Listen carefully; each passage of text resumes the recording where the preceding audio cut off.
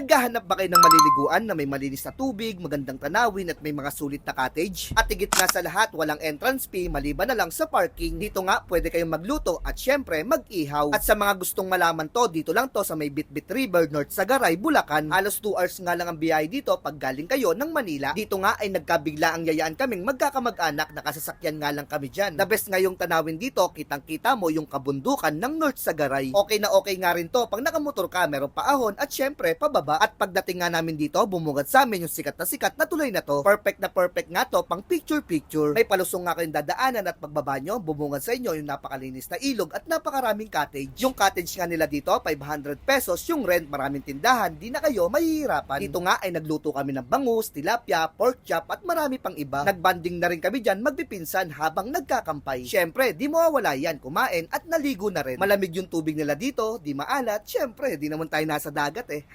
Napakadaming ang activity dito, may kayak, salbabida at marami pang iba. May mga CR din sila dito, yun nga lang may mga bayad. Maraming babala na nakalagay para maging ligtas, sumunod na lang at huwag magpasaway para makauwi kayo ng matiwasay. Maging lesson na rin yung mga napapanood natin sa social media. Kaya sa mga naghanap ng maliliguan, try nyo na dito sa may Bitbit River, North Sagaray, Bulacan. So paano? Happy trip everyone! Bye!